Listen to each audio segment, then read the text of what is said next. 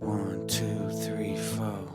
Oh, it's the Hake Report, the Hake Report, la la la. Oh, it's the Hake Report, the Hake Report, la la la. Hey guys! Oh, it's the Hake Report, the Hake Report, la la la.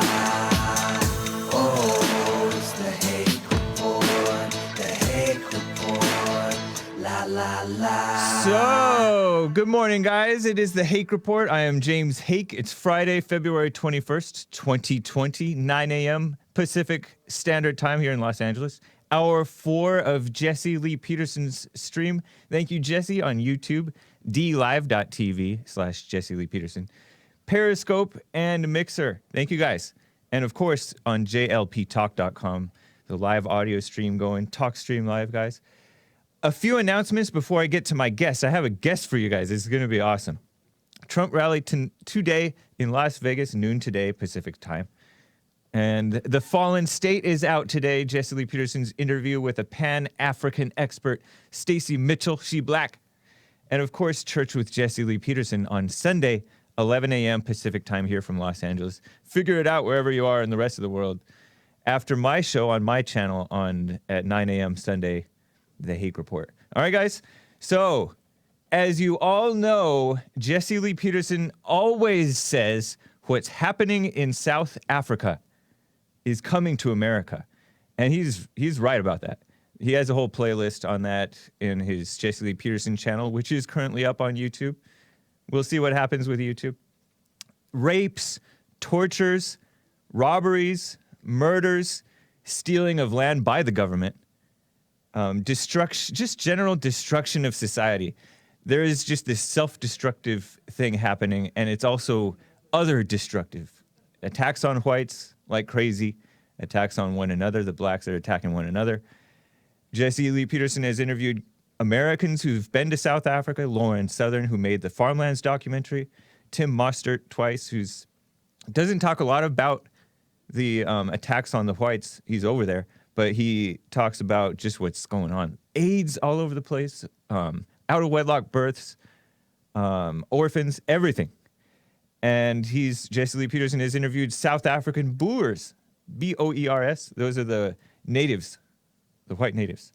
Willem Petzer, nephew of a farm murder victim. I think his family's been attacked. He's personally been attacked twice. Jesse's interviewed him twice. And Dan Barnard, D-A-A-N, Barnard, who was attacked as a boy, and I think his family has been attacked, and just all kinds of crazy stuff. Callers into our show, Jacques, Dan's brother, Dwayne, he said that viewers would be sick if they heard the detail of the atrocities that's been happening. So my guest with me today is Jason Bartlett. On Twitter at Buffalo Bartlett. He's a South African Boer, white native, currently I think based in Texas. He's walking from Austin, Texas to Washington, D.C., to the White House, hopefully, right? He started January 1st, and it's the 21st of February. Last week, he was halfway there, so I don't know where he is now. But his website, boerextinction.org, B-O-E-R, extinction, all one word, .org. Bartlett's appeared on One America News Network and Newsmax TV. So thankfully, some of the bigger media on TV places have been having him on, and that's good too. It's good to know. Jason, welcome to the show. Appreciate you coming on. Well, thank you very much for having me. It's awesome to share fellowship with people that actually care and know that what they are doing is directly affecting them, and what's happening in South Africa is affecting you and everyone. Yeah. And everybody watching, if you're watching live, listening live, you can call in too if you have any question or comment for Jason. 888-775-3773. 888-775-3773. So, Jason. Do I call you Jason or Buffalo? No, you can call me Jason. That's fine. The Buffalo Bartlett is just, it's a nice analogy for our people. We are tough people. We don't have a mock charge, and we're strong people, and we're going through, and we are hunted on a daily basis in South Africa.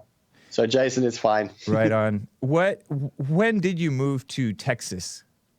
I moved to Texas at the end of August in 2018, and we seeked asylum in February, and we are quite far in the process already, and the Lord laid on my heart that I need to obviously do something quite drastic, and I just obediently listened, and I lifted my hands to him. I said, Father, I will do this. You just lead me to where I must be, and he's opened doors, including this very door that is opened right now with you. So you came basically as a refugee to America. Okay. Yeah. Wow. Without doxing anyone, and you don't have to answer this, do you still have family over there? Yes, I do have family over in South Africa. I've actually done everything by the book, the legal way, the expensive way, Right. the difficult way. But I've respected the United States, as I think everybody should. I didn't come over the border illegally. I came at a port of entry, and I seeked asylum, and I've followed the laws. I've attended all my meetings. I've gone for my fingerprints, and I've done the stuff professionally because everybody's been welcoming as long as you do it professionally and correctly and ethically. You said that Texas, the part of Texas, I think you're based in Austin, I don't know, is most like where you're from in South Africa. Explain that. So where I actually come from, we call it the Texas of South Africa. It's big cattle farming country, and it's just the landscape is very much similar. It's a harsh climate, very, very hot climate, especially right now. And then the same type of people. The Texans are nice, warm people, open. Everything's bigger in Texas, and the same way as in Africa is, it's a unique experience. Nice. I'm concerned in America because we are losing even Texas. Texas has been known to be like very conservative, but with the increase of young brainwashed people into socialism, communism, anti-white brainwashing, anti-men brainwashing, and the influx of immigrants who are, basically they come from socialist countries, and then they elect anti-white, anti-Christian socialists here in this country. I'm concerned that we're losing Texas and America, just like what happened with you guys, although you guys have always been a minority in South Africa, seemingly, or at least for 100 years or more. Anything to say about that?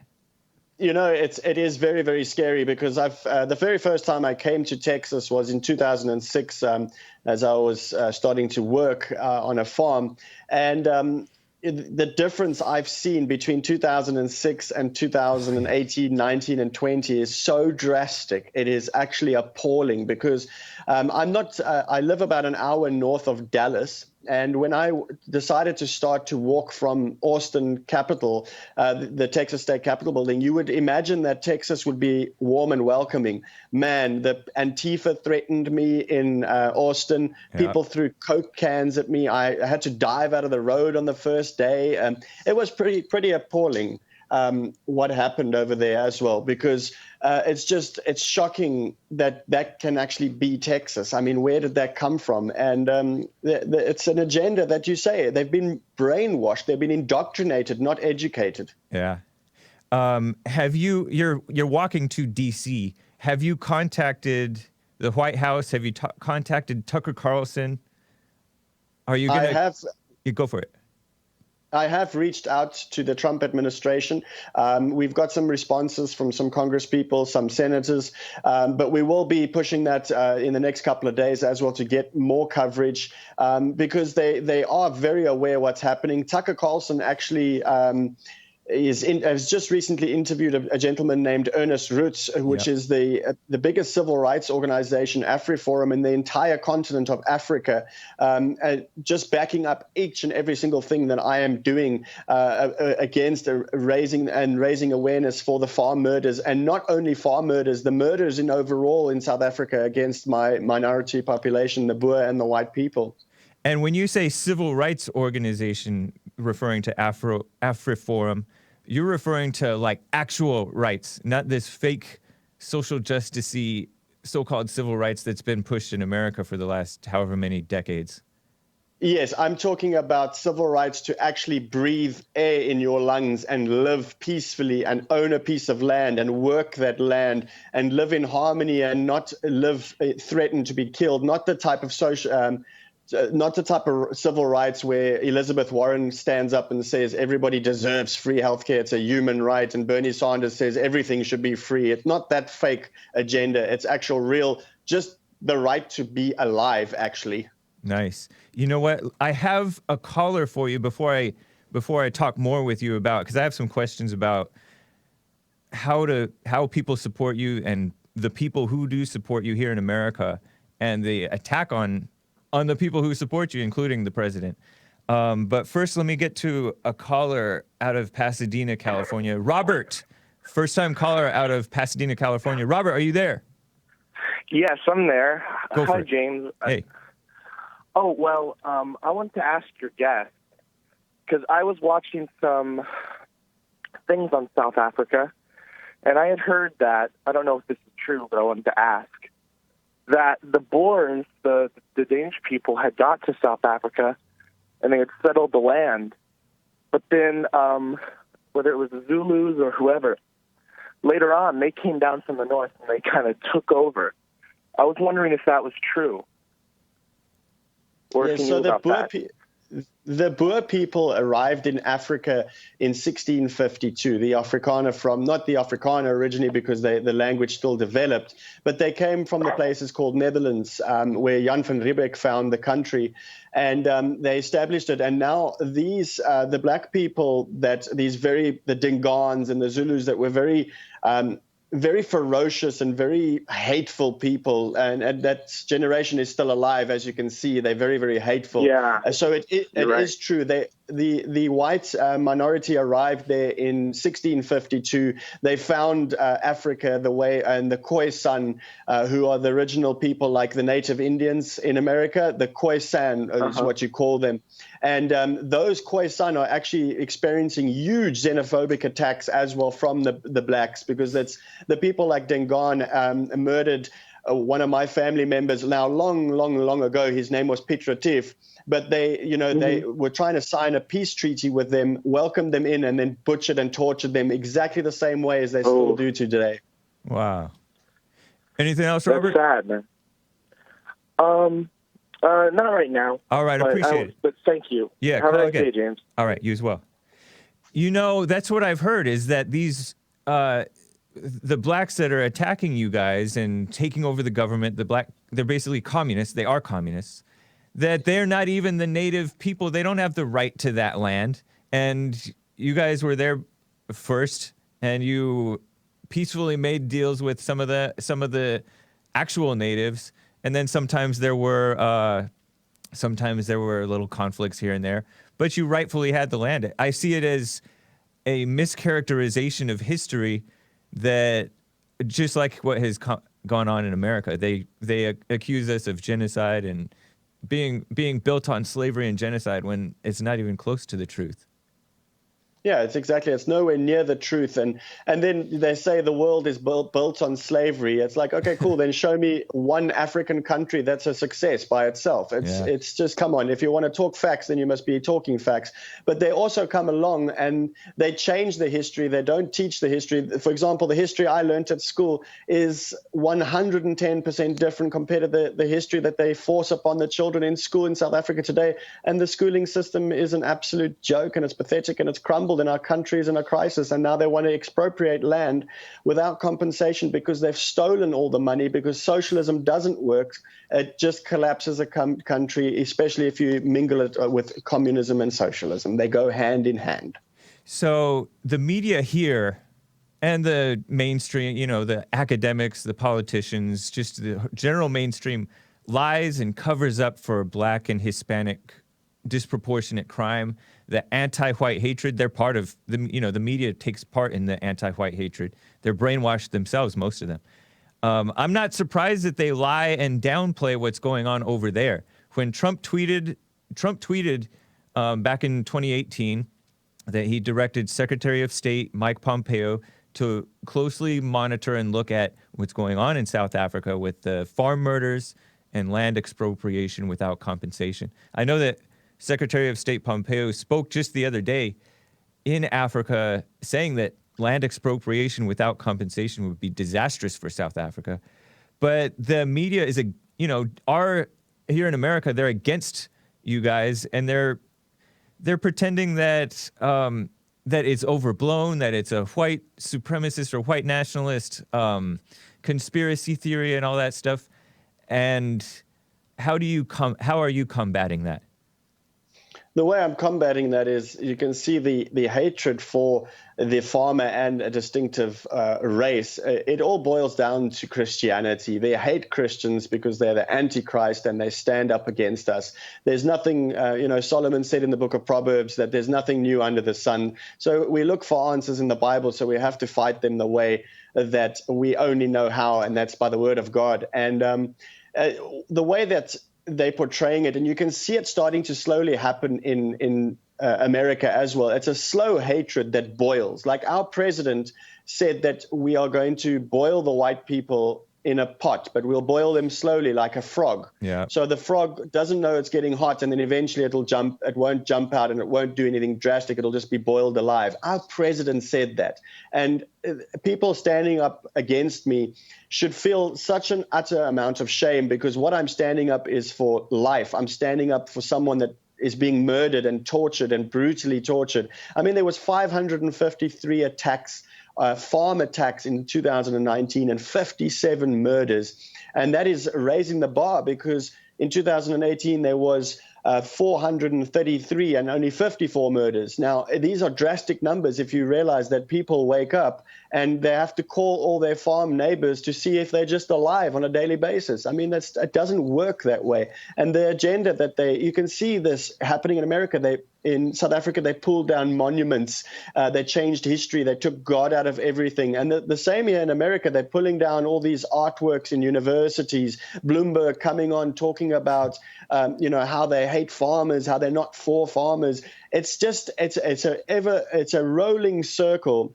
And South Africa is just 30, 35 years ahead of America. And it's not a threat. It's what is happening. It's going to happen in America as well if we don't stop it and stand up against this evil. I heard that the church over there, I think it might have been Willem Petzer, who's over there in South Africa, I think, said that the church over there, the white church, is weak. Like they have turned liberal, not for actual love, just this feel-good, nice, female-minded, like basically social justice church is like not a real Christian church anymore. Is that the case? Well, I've seen a lot of churches like that. Now, my dad is actually a pastor in a beautiful farming community of about 400 people. So I was raised by the book. I was raised very wisely. And that's a lot where my wisdom comes from, is from my father and my dad, my earthly dad, of course. And he sticks to his guns, but of course, people from the church have actually said to him, if you don't do these certain things, we're taking your ordainment away. And he just blatantly refused to do it. And luckily, the protection of God was over him, because he still kept his ordainment. But he still would have carried on preaching the word of God, because they've gone so far, because the bishop of South Africa says he believes in that Jesus Christ died on the cross, but he also believes that he's allowed to worship his ancestors. So, you're looking at a different culture, a different view of life, a different aspect that we need to grasp and understand, but you can't understand it if you don't have any discernment. You said in another interview, I think, that the government is really looking the other way in terms of these farm murders, these farm attacks, and just the general attack on the native whites over there, partly because, and you can correct me if I'm misquoting you, because it leaves that land open for government to seize the land, which is what they've been wanting to do anyways. Is that true? That's very true, because let me explain to you how it works in their, forgive me for saying this, but for their perfect murderous mindset. Okay, so the government keeps quiet because if they I personally believe the government is sending these people out, or at least supporting them in a certain kind of way. There's a lot of proof of this, and I thoroughly believe this, because why would not a single person report it? And since 2007, they no longer report on these. It's now done by AfriForum and other local investigators. They go, and what they normally do is they normally strip the children naked, and then they strip the mother naked, and they rape the mother in front of the husband as well as the children. And if they don't kill her, they will put her aside, they beat her up, and then they'll take the 1 month or 2 month or 2-year or 12-year-old child, they will severely beat them, and 8 people or 10 people or 20 people will rape them either to death. And this is not 100 years ago. This is this year, last year, 2018, and so forth and so forth. And they'll make the husband watch after they take, for example, a drill and drill him through his knees and drill him through his shoulders.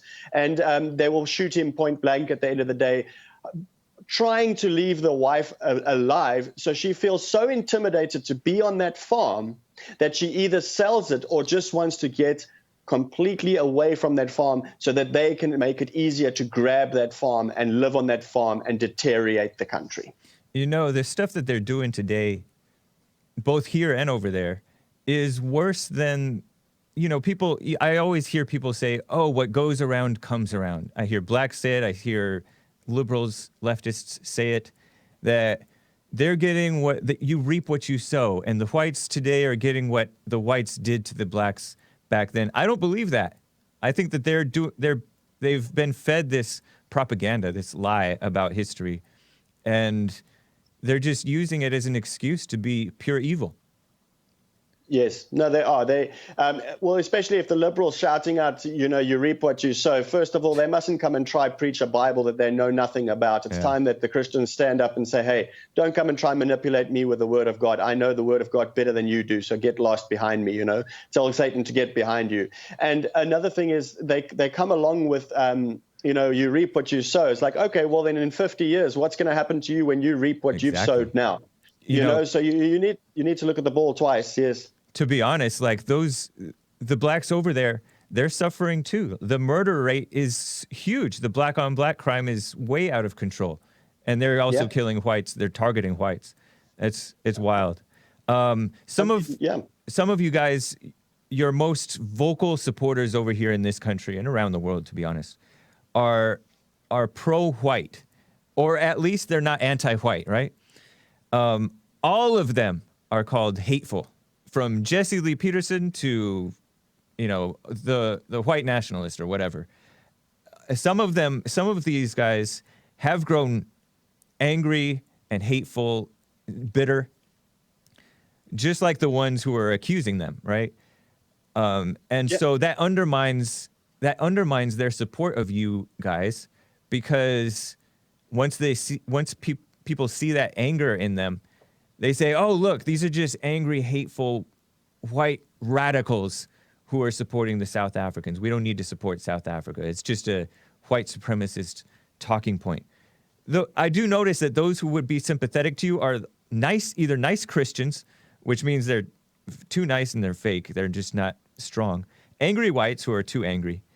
And normal, busy, fair-minded people who are too busy with work, or they're too attached to their job. They don't want the backlash from the politically correct, hateful media and SJWs. Do you have any advice for people to overcome that being nice, being angry, being too busy, too afraid, and how to unite?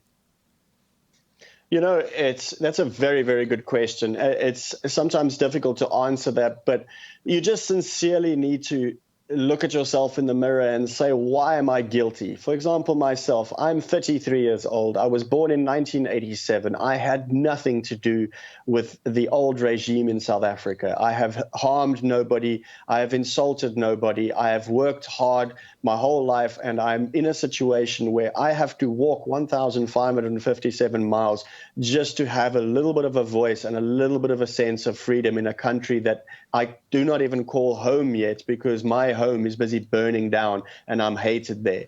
So it is really time to stop feeling guilty, because that's what they've manipulated us with. That's what they've indoctrinated us with. You've got nothing to feel guilty about. You should be proud of who you are. I've invited the black people. I've invited Indian people. I've invited Spanish people, anybody around the world to support me and unite on one thing that we have in common, is our faith and our spiritual relationship with God. Because if you do not unite on those grounds, you are going to deteriorate and you're going to fall away. America was built on Christian principles, and that's why it is being attacked. The very Constitution is being attacked. And that's why I'm also doing this walk, is for the freedom of Americans and the freedom of American Christians, because you are under attack and you might not see it right now, but I know where it leads, because I've come from a country who has suffered under socialism and communism, because they generate the racism. They stand up and they sing "One American, One Bullet." I don't know if you saw that when they threatened to bomb the U.S. embassy in South Africa, and they stand up and sing "One American, One Bullet," one farmer, one bullet, one settler, one bullet, which means one white person, one bullet. They call for the murder. They incite the racism and the violence on the people. It's not us. So we don't have to be ashamed, and we need to start standing up for who we are and what we are, and saying, no, this is false, this is lies, you are indoctrinating us and lying to the world. You know, I have some calls for you if you have a few more minutes to go. We're coming up to the bottom of the hour. Let me get to Brian out of Florida. Brian, thanks for calling. What's up? Hey, Hake, I wanted to ask your guest if he's heard of Colin Flaherty. Have you heard of Colin Flaherty? Flaherty, Colin Flaherty? My friend, it's ringing a bell, but you've caught me off guard there. I don't remember the name right now. If you could elaborate on that a little bit. Well, go ahead and explain it, Brian. Go for it. He has interviewed Jesse a few times. But what he does is he exposes and documents racial crime and the denial of it here in America. Yeah. Okay. He's a journalist. He's been on the Jesse Lee Peterson show, whose stream that we're on right now, multiple times over the years. And he documents black mob violence here in America, black on white crime, black on handicapped crime, black on Asian crime, black on old people crime. And he has no ill will towards blacks. He just started seeing this and seeing the hole and the denial and the deceit and the delusion of the media that is lying and covering up for them. And in actuality, he's covering up against, the media is covering up against the blacks as well as the whites, because if you don't hold people to what's right, then they're only going to get worse, and it's bad for them and as well as bad for the country.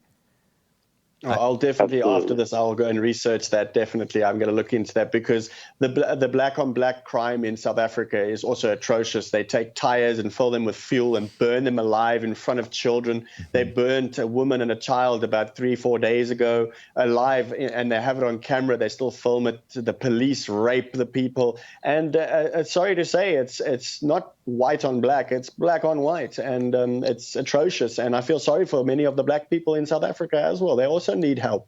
You know, are any of them, I know that there are some, I imagine, there are some blacks that support you, that support what's right. Have you seen any wake up, though, that were on the side of the communists, the anti-whites, that have realized that they were wrong and come to join you guys in support? In South Africa, personally, I have not seen that, because unfortunately, the amount of hate that is growing in South Africa because of the ANC ruling party and Cyril Ramaphosa, who stand up and sing these songs and talk about these racial things and make them hate the people. I've seen nobody turn, but I have had several thousands of good South African black people that have supported me, and I really I honor them, because it's great to have them, because we need them, because who else is standing up for them? Nobody's standing up for them. Nobody's standing up for the people in Zimbabwe.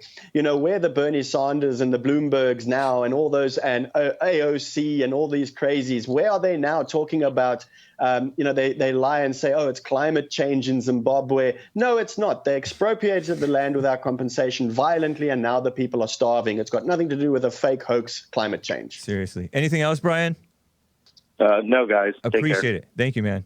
Let me get to Maze, who's actually my favorite caller, out of Dayton, Ohio. Maze, how are you doing? He said keep America great again. What does he mean? How is he trying to make it great? Okay, so for those who are listening on the podcast, my guest, Buffalo Bartlett, Jason Bartlett, is wearing a Keep America Great hat, which is a Donald Trump hat. And so what's your question? How is he going? I mean, what's his purpose of how is he supposed to keep America great again? Okay, so that is a great question. How am I going to keep America great? Do you know, first and foremost, by keeping the country great is keeping the country safe. By me being able to walk 1,557 miles with an American flag that I carry along with me and the President of the United States' hat. And people should be honoring that, not flipping me the middle finger and swearing at me. But what I'm trying to do is I'm trying to establish that the Americans can see that socialism and communism is going to be the downfall of this country, because I come from a socialist and communist country where they lie and portray that it's going to be working, but it's just going to run the country dry of money. The rich people that say they don't agree with billionaires, they're going to get wealthy on power because they're going to be power mongering. And everybody thinks they're going to thrive. And it's not true. It is a lie, because people just want to spread the money. Yeah. So that's enough, because I like to be quick and finish and get what I got. So James said that he was telling you about the land that they're taking from you, and it shouldn't be done. Tell him to ask the Native Americans, why do they have America in court today? Because they had a treaty, and they were not abiding by it. And the land that you're walking on now belongs to Native Americans. Not Caucasian people. It doesn't belong to Native Americans. Native Americans. And I want you, we're Native Americans, Mace. So what I want you to do is do some research on the Red Summer. And you'll see what black people did for this country, soldiers, and what they got treated after they came back for fighting for this country. You don't understand, but you want to use God as a crutch. With the Bible, an African guy told me that was telling me about the Bible and this and that. I said, no, it's not about the Bible. It's about God's commandment that he left on this earth. In this world, for everybody to abide that. So if you're not abiding by those, you got something else on your mind. It's not about Caucasians. It's about how God loves all children. All right. Yes, and he does love all children, yes. That's right, he loves all children. All children should be watching out from the evilness. And I'm listening to all of these things that you're naming, and it's all it's heathenness and it's evil. There's nothing good about the things that you're Maze, it's evil what the blacks are doing to the whites, right? No, it's white. It's not about what the blacks are doing to the white, because you don't see no black people running this country. They're running South Africa. They're running South Africa into the ground, Maze. No, James. You don't see no black people working with the Russians. You don't see no black people working with the Jews. Who are you looking at? Who you looking at working with them? They just got to sit back on the side and lose. All right. Thank you, Maze. Appreciate it. Have a good one. All right. You too. You want any more response to her? No, people dance around in their shame. I've got no response for her. I mean, she obviously doesn't know anything what she's talking about, unfortunately. Let me go to Irving out of UK, and then I have another caller, Chris. Hang on, Chris. Irving, first-time caller out of the UK. What's up, Irving? Stay close to your phone. Hi, how are you? Fine, thank you. Hey. Can you hear me? Yep. Yes, go. How are you guys? My name is Irving. I come from the United Kingdom, and I came from Zimbabwe, and we're just north of South Africa, for those that understand geography quite well. We've had a tumultuous, time in my country, and we're still going through this. Hello? Yeah. Yes. Yes, we're going through this very, very bad economic situation, which started with the white people, the farmers particularly, getting they were actually killed. These guys were killed, and it created such, everything just went downhill, basically. It seems as if, our government has blood on its hands, and it doesn't want to admit it. And now you have white farmers, they're calling white farmers to come back to the country, you see. And yeah, I've seen that. I'm not sure if these guys are really, they're going to be, protected at all, because these farm invasions, they're still happening, you see. And when I look at the situation in South Africa, it's one of the worst things that I'm saying. We've always, for me, I'm black, so we have always seen black South Africans as very violent people. Okay, well, that's not send prejudices, and say, but it's something that we always saw because of the high crime rate over there, even though it's sort of like a second, a first-class, first world country, right? And now it seems like South Africa is copying the same model of Zimbabwe without any policy, without undertaking any policy to give so-called, in quotation, those black people who want land. There's no policy whatsoever, and they did the same thing in Zimbabwe, and it has caused mayhem that is so unprecedented. You see, so when I see a lot of white people out there and they're fighting things such as this gay agenda that is happening, this liberal agendas that are happening in the world, I can see evil creeping into the world, and in Africa, it's always been there, but I think they've always shrouded it, saying black people are suffering, are going through whatever they're going through, and they want to catch up later on. But from what I've seen from most African countries and black leaders, they really cannot. What can I say? They really cannot stand up for their people, basically, and they cannot stand up for good things. Like Jesse says, and you guys always say, and I've come to realize that, coming to understand God, that there's only good versus evil. There is no longer this isms that come into play, racism, gayism, or whatever ism you can, try to shroud it. It just doesn't exist. It's always evil versus bad. Yep. Okay. Yeah. Evil versus good, sorry. And, yeah, go for it. So Buffalo. this is what I have for you guys. So that is an absolutely incredible outlook. And thank you so much for calling in and just expressing real concern and real truth, because as you are Zimbabwean, I've got a lot of Zimbabwean family who were chased out. We were going to inherit a farm, but because of the skin color, we couldn't inherit the farm. A lot of them were shot at, a lot of them were raped, a lot of them were killed. And because of the expropriation without compensation. And South Africa has learned nothing.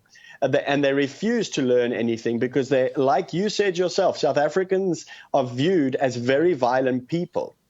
And the black people in South Africa are extremely violent. That's why they're necklace people. That's why there's 60 murders every day, and only like 54% of the murders are reported. That's why every 36 seconds a woman is raped. I mean, we've got the highest rape amount in the world. We've got the highest infant rape in the world.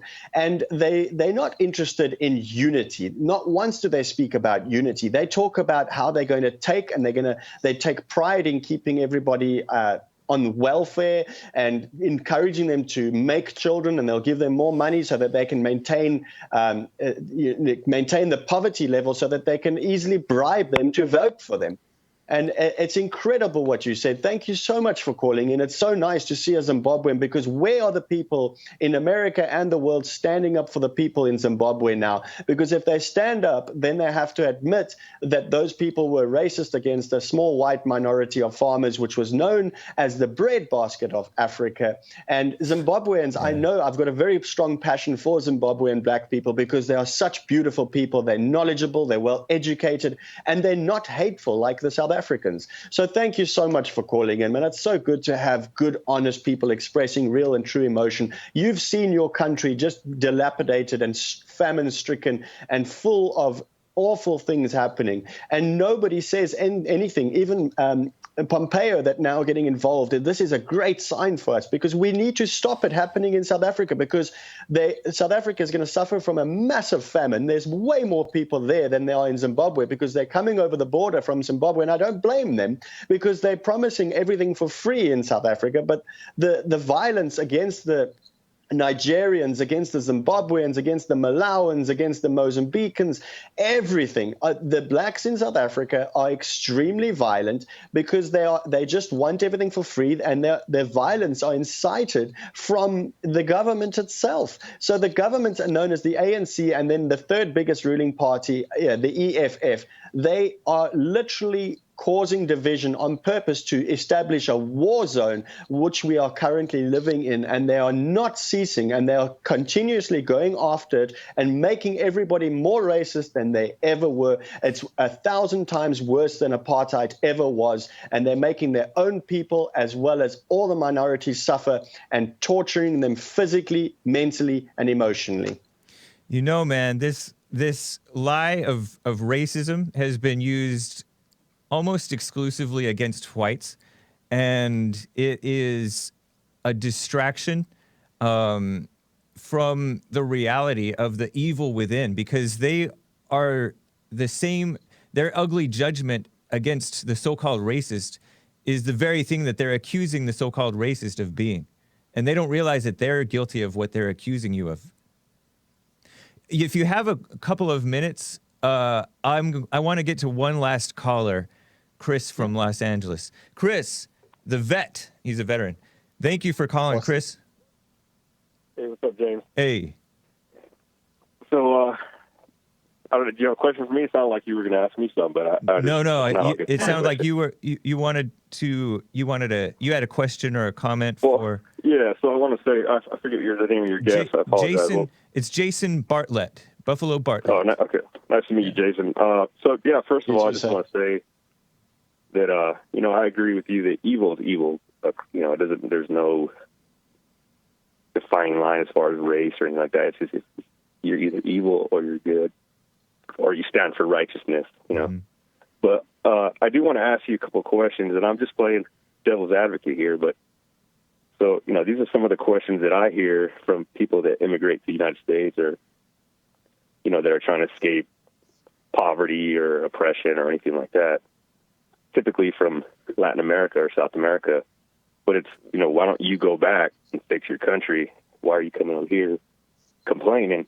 You should just be happy that you're here and, don't say anything. Just go along and be grateful.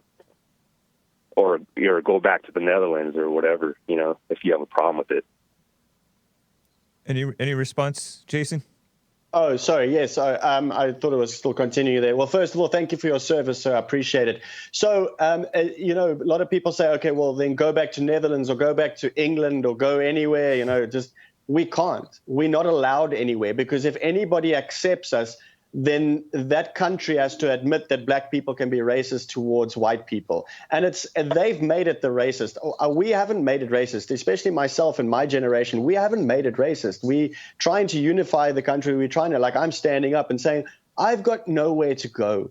I'm here willing to say, I want to be a refugee in the United States. I'm willing to support your law. I'm willing to take my hat off when the president walks past or a veteran walks past.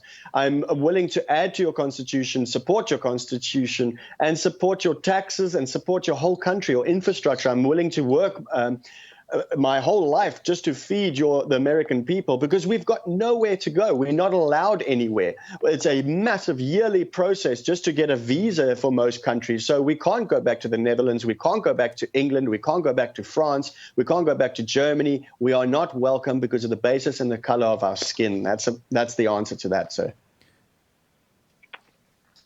All right. Well, I just wanted to see, because, when it comes to, according to Hake here, when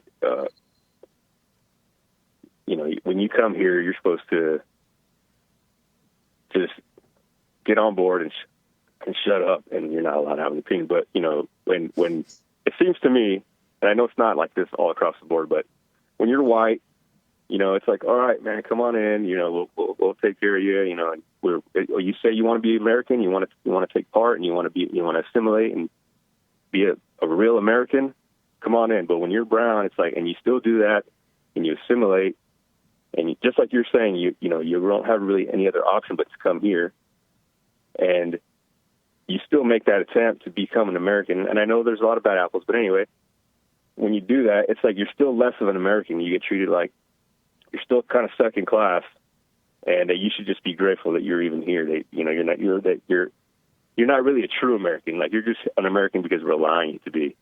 But when you're white, it's not really like that. It's like, come on in and, join the party.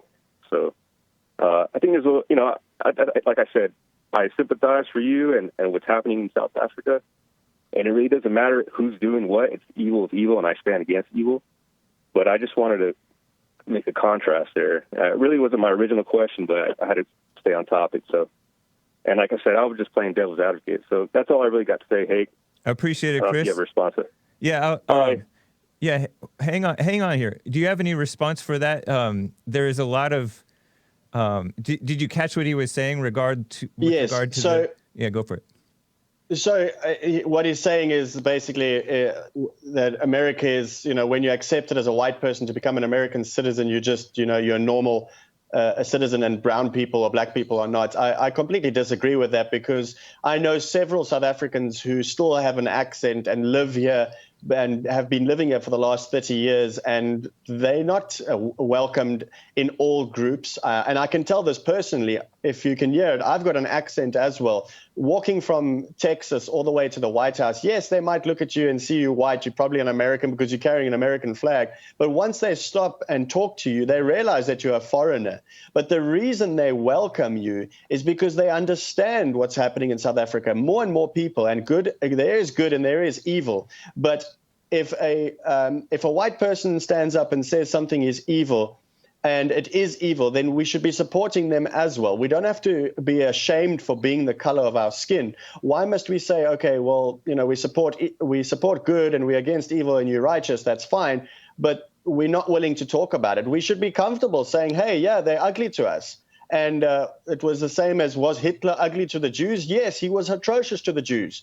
We can talk about that. So why can't we talk about black people being murderous and killing towards white people? And I'm never going to be accepted as a true American because I've got an accent. My mind is different. It works different to yours. It works different to Jesse's. It works differently. I've been raised in a different culture. I've been raised in a loving culture. It's not a hateful culture, but it is different. We've got different worldviews, and there's nothing wrong with that. But my worldview is not of necklacing people with tires and murdering people and torturing people and killing people. So the fact that you state that I will just come into America and be accepted as an American, as a first-class citizen, that's not true. That's very far from the truth, because you can go to Miami or Florida area, and there's many South Africans there, and you go and join up and you chat to them. They are still South African, even though they've got American citizenship. It's like saying, for example, the Polish and the Irish, are they Americans now? Or are they of Irish heritage? They're of Irish heritage and Polish heritage and Italian heritage. So I completely disagree with you what he's got to say there. But I do admit that we have to be able to feel comfortable to talk about violence and hatefulness from everywhere, because it's not fair that you can just say, oh, the whites were horrible to the blacks during the apartheid. What about the murders? And there's over almost 100,000 murders in the last 25 years in South Africa against white people. What about those people? Do they not have a say? Are they getting what they deserve? I mean, that's atrocious. And then people should be ashamed of themselves, and they should stand up for good, and they should put their money where their mouth is, or at least their determination, and be proud to talk about it and say, hey, no, I don't mind talking about this because it's the truth and it is good.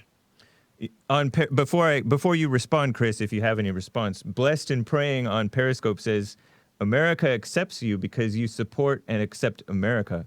Most blacks and brown don't accept the USA. Anyways, Chris, go. You have any response to that?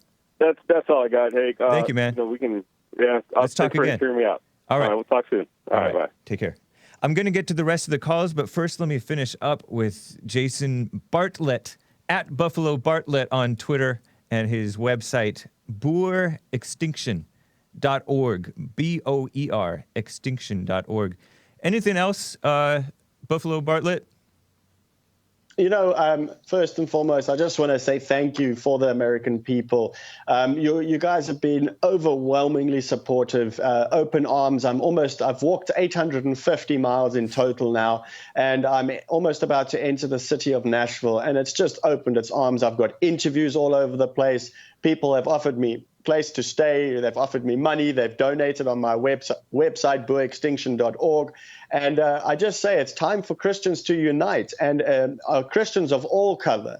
I don't mind what color you are. I'm a loving person, and I'm standing up for the Americans as well as the South Africans, because we need to stand against this evil agenda known as socialism and communism, because the year 2020 is where we decide, are we going to stay with Donald Trump, President Donald Trump, or are we going to be a communist and socialist country? That's how far it's got, and that's where we are. We've warned people. It's knocking on the door. It's knocking on the door. And lo and behold, I think it's 256 days' time, we will have to answer that call and decide, are we going to be a beautiful country that we can keep Christian and we can keep it great and people can thrive, or do we want a country based on lies and corruption that's going to dissolve into the state South Africa has dissolved? Because it is going to happen, and it will happen if we do not fight against it. So I ask all the American Christians and great Americans out there to stand and unite with me in prayer, and stand up and unite with me, and let's go against socialism, against communism, and stand up for Christ.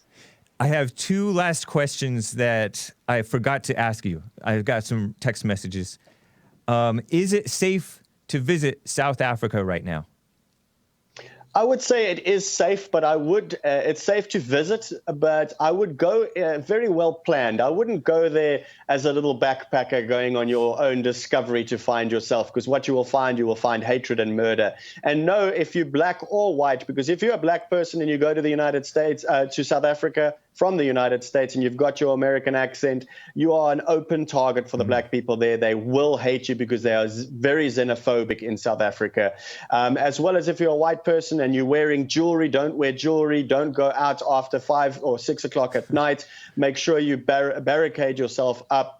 Don't, wear a camera over, hanging out so you can see it, and rather stick to the tours. The people that charge you 5 times the amount the actual thing costs, rather pay 5 times the amount so that you can actually get somewhere safely. But if you're looking to do it as a honeymoon, be very careful. I really do admit you have to be extremely cautious and extremely careful. The rape, every 36 seconds, a woman is raped in South Africa, and it's atrocious, and it's very, very violent. 60 people are murdered every day. It's in a terrible state. So I would probably head to a different country for the next few years, to be honest.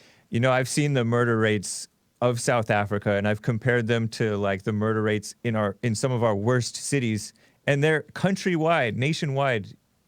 Over in South Africa, the murder rate is as bad as practically any of our cities.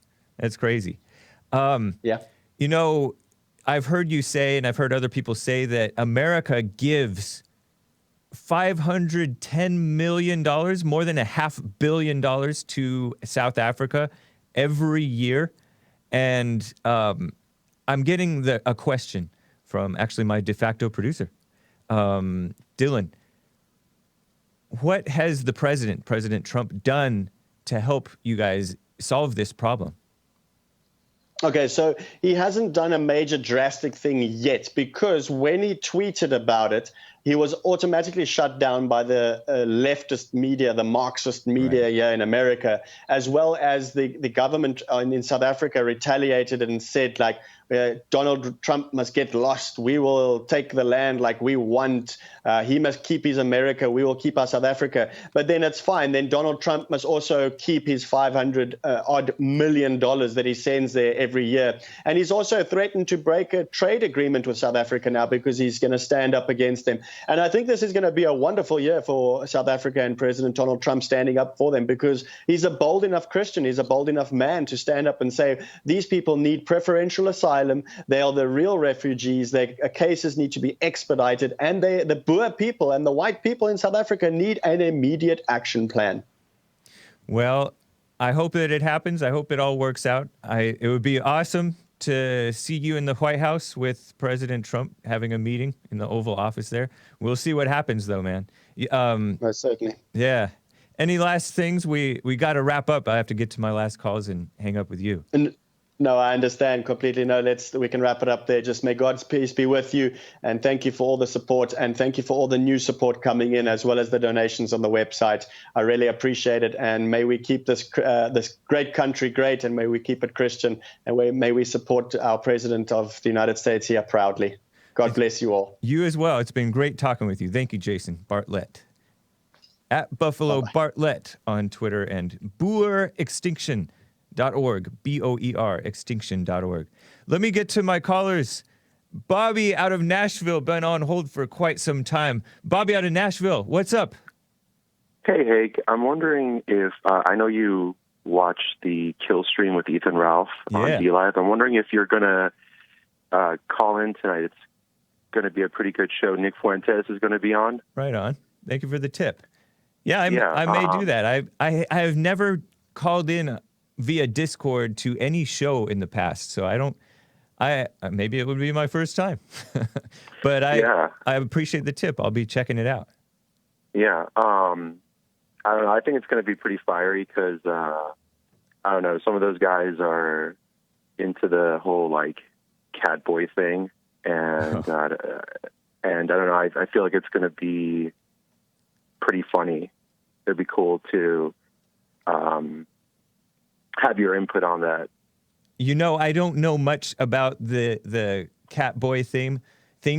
I've heard somebody bring it up on when I interviewed Richard Spencer a few weeks ago, and then I heard something else, but I don't know much about that. But all right, yeah, it should be some interesting drama. I wasn't aware. I know that Nick Fuentes got flack for something, and he was accused of all kinds of weird things. So appreciate that, man. Yeah, it's going to be pretty funny. Cool. Thanks, man. Yeah, thank you, Bobby. Appreciate you holding. Take care. All right. Rick out of Hampton, Virginia. What's up, Rick? Thank you for holding. Brother James, what's up, my brother? Much love to you and the crew, man. Thank you, man. Happy Friday to you. You as well. You as well. You know, the question I got, I don't, it's like when liberals think they can't, even the men, they can't logically think. Because we was having a discussion today with Bloomberg. You know how Bernie Sanders said, well, you're rich, not only because you're working hard, but what other people done for you. But then I said, well, he paid them people to do a job. Exactly. He paid them a fair wage. Yep.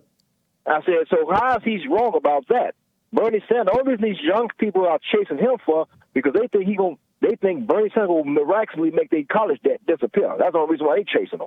Yeah, they're brainwashed. Yep. Yeah, and another thing too, we was talking about World War II. You remember when the U.S. sort of quarantined the Japanese? Yeah, I remember that. I said I would have done the same thing too. I Nice. said because they already deceived us. You see what I mean? They have the face They of already the enemy. deceived us. And just not that I was trying to harm them, but Right. I just didn't want to take any chances of them relating anything back to Japan. Yeah, I mean that's what we should be doing with this the coronavirus thing. But no, we're too politically correct. We don't want to be racist. It's pathetic. You know, what is going on? Is that virus a flu or something? I don't know. I don't know if it's overblown or if it's true or if it's underblown. But I just want people to be smart and tough. And it seems like most people in America and around the world, honestly, are neither. So it's crazy. So what do you think about the coronavirus? What do you think should be done there, James? Just be careful. Just watch your back. Don't go around any people that are, maybe stay out of public places. I don't know. Yeah. I don't know. Yeah. But Man, I basically trust Trump to work towards doing right by America on that note. And everybody else, I don't, including most of his administration. The funny thing, man, President Trump has almost eliminated all these people that was not trading fairly and got them trading fairly, and you ain't heard not 1 ounce of news about him making these good trade deals. Right. Yeah, because they don't want the truth. They don't want the truth that Trump is doing right by America. They hate America, honestly. The media, they think they care about it, but they don't. They're phony. Anyways, Rick. Can I say one more thing, James? Yeah, go for it. Yeah, go for it. Everybody always you can ask any liberal, they can tell you Trump is that, Trump is that. But I turned the question around. I started saying, then why should I vote for your guy? And half of them can't give you a good reason to vote for their guy. That's true.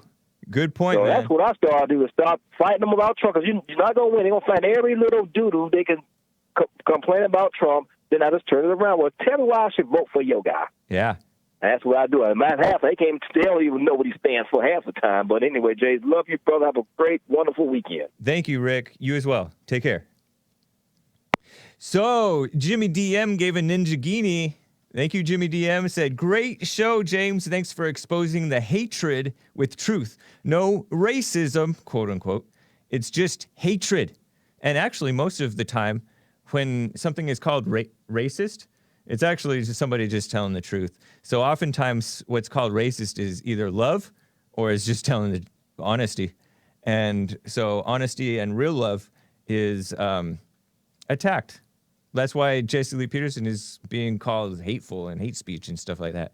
And by the way, about Blessed and Praying on Periscope, Blessed and Praying had said what I read in response to Chris and Buffalo Bartlett. America accepts you because you support and accept America. Most blacks and brown don't accept the USA. Blacks and brown, he goes on to say, or I don't know, he or she goes on to say, blacks and brown want to change America, come for free money and services. You know, that's true. They end up anti-white, socialist, and identifying with their blackness or brownness. Brownity, Mexicanity. Anyways, I have a little bit of news to read to you guys before we wrap up. Trump, I told you guys in Hake News the other week that, what's his name, Brad Pitt had said he said some smart remark, right? He said he won an Oscar for the first time in his life, right? And he said, they told me I only have 45 seconds up here for his acceptance speech, which is 45 seconds more than the Senate gave John Bolton last week. That was when the Senate acquitted Trump without calling John Bolton as a so-called witness. And he said, I'm thinking Quentin, as in Quentin Tarantino, liberal guy, dumb guy, does a movie about it. In the end, the adults do the right thing.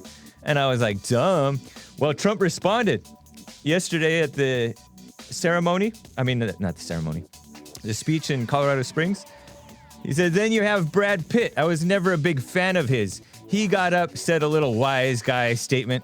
Wise guy statement. That's an exact description of what that is. Trump's good at characterizing people. Very nice. So, guys, Trump rally at noon. The Fallen State is out today with Stacey Mitchell, the Pan-African expert. Very nice. She black. And Church with Jesse Lee Peterson Sunday at 11. My show Sunday at 9 on my channel. Follow my channel, The Hake Report, or just Hake on YouTube. Thank you, guys. Appreciate it. And we'll see you Sunday.